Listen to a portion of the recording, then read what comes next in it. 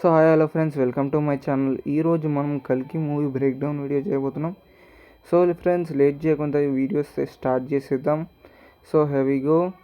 Movie స్టార్టింగ్లో అయితే అశ్వత్థామ గడ్డిపోచతో బ్రహ్మాస్త్రం చేసి పాండవులను నాశనం చేయాలి అని అనుకుంటాడు. సో అందులో భాగంగా అయితే ఒక బాబుని, కడుపులో ఉన్న బాబుని చంపాలని అయితే చూస్తాడు. దానికి కోపపడ్డ కృష్ణుడు అయితే అశ్వత్థామకి శాపం అయితే ఇస్తాడనమాట. నువ్వు 6000 సంవత్సరాల వరకు ఈ చీము నెత్తురుతోనే బతకాలి అని చెప్పి అతని దగ్గర నుంచి విలువైన మనీని కూడా లాక్కుంటాడనమాట. మూవీ స్టార్టింగ్లో మనకి చూపిస్తారు. ఆ తర్వాత ప్రపంచం ఎలా 6000 సంవత్సరాలు గడిచిందనే విషయాన్ని మనకు టైటిల్ ఇంట్రడక్షన్లో అయితే చూపిస్తారు. అండ్ 6000 సంవత్సరాల తర్వాత ప్రపంచంలో మిగిలి ఉన్న ఒకే ఒక నగరం కాశీ అనమాట. ఆ నగరం, అక్కడ ఎలా ఉంటారు అండ్ యూనిట్స్ అంటే ఏంటి, అక్కడ కరెన్సీ యొక్క వాల్యూ ఎలా ఉంటుంది అన్నది మనకు మూవీలో అయితే క్లియర్గా అయితే అర్థమవుతుంది. అండ్ ఈ ఫస్ట్ హాఫ్ మొత్తం ఏంటంటే క్యారెక్టర్స్ ఇంట్రడక్షన్ కోసం, అలాగే భైరవ యొక్క క్యారెక్టరైజేషన్ కోసం, అలాగే కాశీ సిటీ ఎలా ఉంటుంది అండ్ కాంప్లెక్స్ లోపల ఎలా ఉంటుంది అనేది మనకి ఎక్స్ప్లెయిన్ చేస్తున్నట్టు ఉంటుంది. అండ్ ఈ హాఫ్ అన్ అవర్ అయిన తర్వాత ఏంటంటే భైరవ యొక్క క్యారెక్టర్ యొక్క డెప్త్, అలాగే అతను ఎందుకు ఇంత సెల్ఫిష్గా ఉంటాడనేది ఎక్స్ప్లెయిన్ చేస్తూ ఉంటారన్నమాట.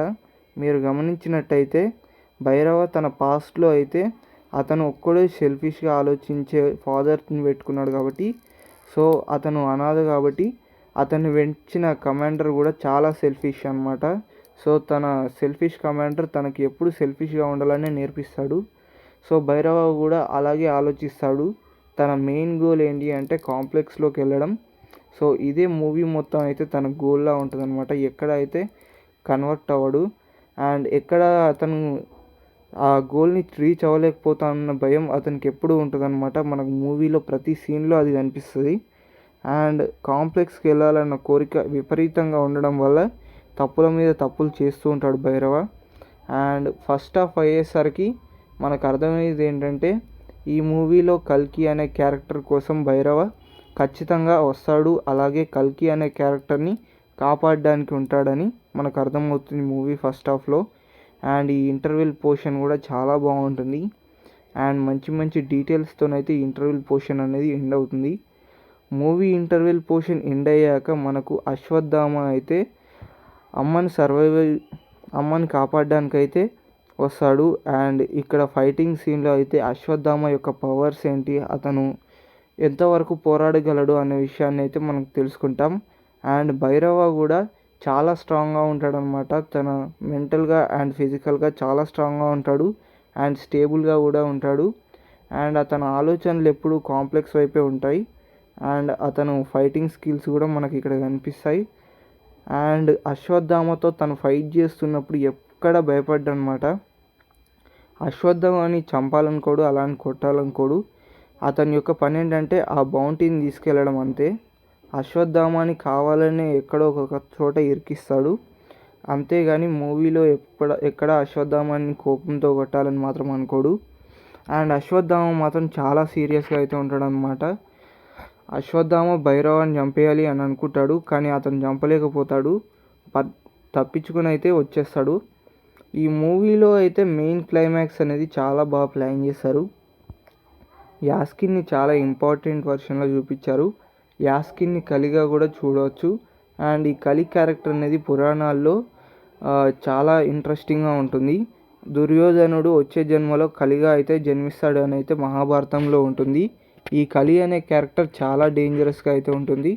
సో ఈ క్యారెక్టర్ని మనకు మూవీలో కమల్ హాసన్ గారు పోర్షన్ మెయింటైన్ చేశారు. ఈ క్యారెక్టర్ అనేది ఆర్క్ పరంగా చూసుకున్న, దాని డెప్త్ పరంగా చూసుకున్న, మనుషులని మరో ప్రపంచాన్ని సృష్టించడానికి ట్రై చేయడానికి ఈ క్యారెక్టర్ అనేది ట్రై చేస్తుంది. అండ్ ఆ ప్రపంచంలో మనుషులు లేకుండా అయితే ఒక వరల్డ్ని అయితే క్రియేట్ చేద్దామని అనుకుంటాడు యాస్కిన్ అయితే. సో దాన్ని ఆపాలనే శంబాలలోని ప్రజలు, అలాగే కల్కి కూడా అనుకుంటున్నాడు. అండ్ సత్యయుగాన్ని ప్రారంభించాలనే కల్కి పడుతున్నాడు. సో ఇదైతే మనకు అర్థమవుతుంది. అండ్ ఆ క్లైమాక్స్లో వచ్చేసి ట్విస్ట్ మాత్రం చాలా బాగుంటుంది. అండ్ భైరవ క్యారెక్టర్ రివల్యూషన్, అలాగే అతను సెల్ఫిష్గా ఉండడానికి ఇంకో కారణం అయితే ఉంటుంది భైరవకు. ఏంటంటే తన పూర్వజన్మలో ఇది ఒక స్పాయిలర్. పూర్వజన్మలో అతను కర్ణుడిలాగా పుట్టాడనమాట. సో కర్ణుడు దానగుణం కలిగినవాడు. సో ఈ జన్మలో దానికి పూర్తిగా ఆపోజిట్గా సెల్ఫిష్గా పూర్తిగా తన కోసమే బతికే విధంగా దానాలు చేయకుండా అతనే సెల్ఫిష్గా ఉండేలా అయితే తన క్యారెక్టర్ని అయితే నెగిటివ్గా అయితే డిజైన్ చేశారు ఈ మూవీలో.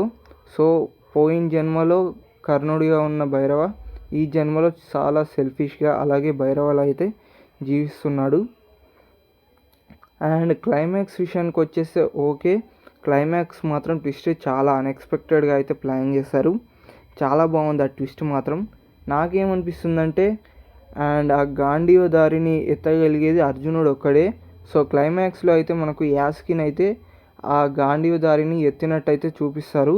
సో నాకు తెలిసి పోయిన జన్మలో అర్జునుడు ఈ జన్మలో కల్లా జన్మించే అవకాశం ఉన్నట్టుంది.